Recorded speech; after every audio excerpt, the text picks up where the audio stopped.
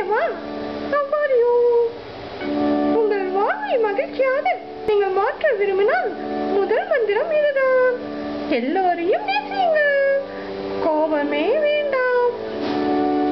ஏன் கோபப்பட்டு உங்கள் ஆரோக்கியத்தை கெடுத்துக் கொள்ள வேண்டும்?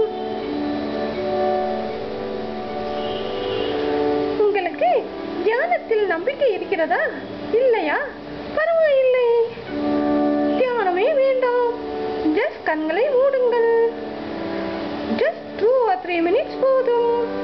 உங்கள் உள்மன காயத்தை அது ஆற்றத் தொடங்கும். இப்போது மனம் சலனமின்றி செயல்பட ஆரம்பிக்கும்.